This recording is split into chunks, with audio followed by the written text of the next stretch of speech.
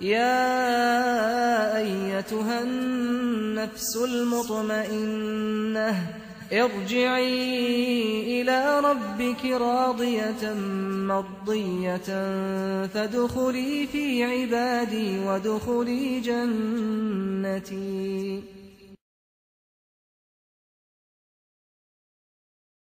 الدكتور موسى بن سالم المواليد 1 فبراير 1953، متزوج وله 4 أبناء. عند السيرة العلمية حقق الدكتور موسى بن سالم أرقام قياسية في تاريخ التحصل الأكاديمي، حيث كان حين تخرج أصغر دكتور مهندس في العالم عن سن يناهز 23 عام. في العالم شهادة دكتوراه. كما جاز على دكتوراه دولة في الرياضيات وعمره 27 سنة فقط. ظل تحت المراقبة الأمنية لأكثر من 20 سنة، ومنع من التنقل داخل البلاد وخارجها. حرم هو وأبنائه من الحصول على جوازات السفر، كما حرم من التدريس بالجامعة التونسية بعد فصله سنة 1987. الدكتور موسى بن سالم حائز على البكالوريا في الرياضيات سنة 1970 وعلى دبلوم جامعي للدراسات العلمية رياضيات وفيزياء سنة 1972، ثم تحصل على شهادة أستاذية بالرياضيات سنة 1974 وعلى دبلوم الدراسات المعمقة بباريس سنة 1975 وعلى دبلوم مهندس ورئيس صناعة آلية بباريس سنة 1976. وفي نفس السنة أيضا حاز على دكتوراه اختصاص فيزياء نظرية بباريس. وفي سنة 1980 هذا عام الولد تاريخ دكتوراه دولة رياضيات. يعني عندها هو فما واحد كاتب عليه مقال، هو قال هو مش دكتور، يعني مجموعة دكاترة، هو في شخصه هو مجموعة دكاترة، لأنه تحصل على 3 شهادات دكتوراه يعني في اختصاصات متعددة. هي عندها المهام والمسؤوليات المهنية في تونس. تولى الدكتور موسى بن سالم في تونس وفي غيرها من البلدان بين سنة 1976 وإلى غاية سنة 1987 مهمات عديدة، فكان مدرسا ومؤسسا ومديرا لقسم الرياضيات بجامعة صفاقس. هو اللي أسس قسم الرياضيات، هو المؤسس وهو الأشرف على جامعة صفاقس، هو اللي معناها على كتافه هو جامعة صفاقس.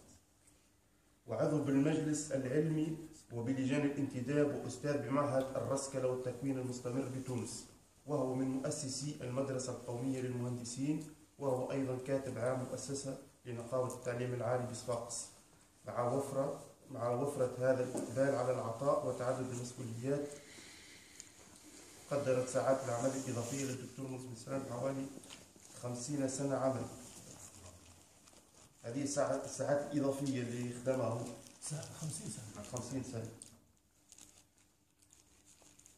خارج تونس. تولى الدكتور بن سالم خطة مقرر بمركزية الرياضيات ببرلين وميتشيغان الولايات المتحدة الأمريكية، وكان أستاذا زائرا بجامعة ميرلين الأمريكية والمركز الدولي للفيزياء النظرية بإيطاليا، وعضو بالمركز القومي للبحث العلمي بفرنسا، وعضو بالمركز الدولي للفيزياء النظرية بتريمسن اليونسكو والوكالة الدولية للطاقة الذرية.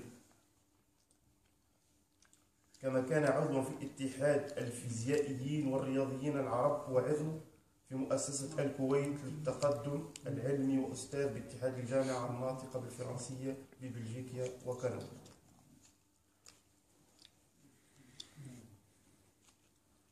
ومن بعد هذا كل تجي معناها الاعتقالات، واعتقل في الدكتور في يوم 26 نوفمبر 1997 وصدر حكم 87 وصدر حكم في محكمة أمن الدولة بسجن 10 سنوات أشغال شاقة و10 سنوات مراقبة إدارية. هذا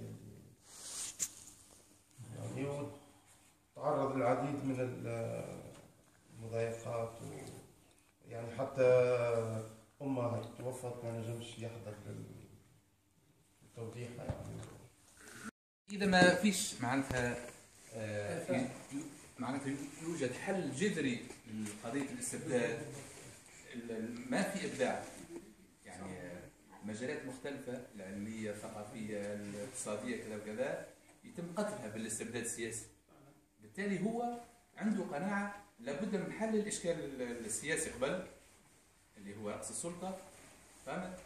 وبعدين التنمية تجي في المجالات المختلفة، وهو مشي فيه الخيار هذا كما ذكر الأخ، هو خيار شخصي يناقش يعني في الآخر، فهمت؟ والله في إضافة. بسم الله الرحمن الرحيم. يطرحوا من الأخوة الدكتور إن شاء الله التعليم بعون الله. لأن ابن منا كان تحدث على كرامات كبيرة في الفترة الأخيرة قبل ما يموت. لكن المسألة هذه مسألة السياسة يعني محمد الشرفي سأل أخونا موسى بن سالم قال له أنا اقترحوا عليه هو حتى مناصب، قال له اترك السياسة، أنت مالك ومال السياسة، ابعد على السياسة.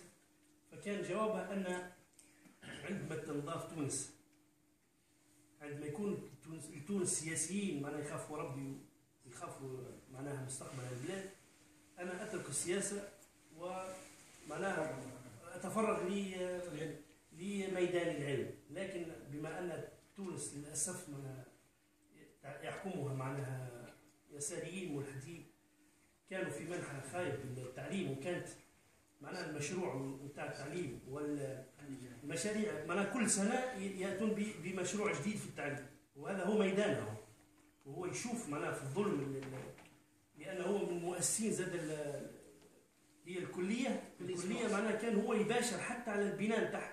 أنا سمعت يحكي أنه هو كان مباشر على البناء معناها إقامتها معناها من الأساس هو مباشر هذا.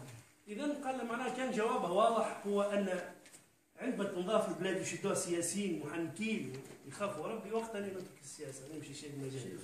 على كل حال رحمه لكي لا نبقى في الجانب هذا مش سأعطيك الكلمة، نحاول نركز على المناقب الخفية اللي ربما يعني لا نعلمها عن قرب في تربيته، في أخلاقه، في الجانب السياسي هذا وجانب تسلط هذا معلوم.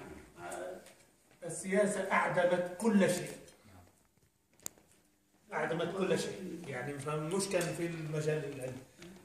نحاول نخوضه في الجانب اللي نحن حقيقة نجهله عن شخصية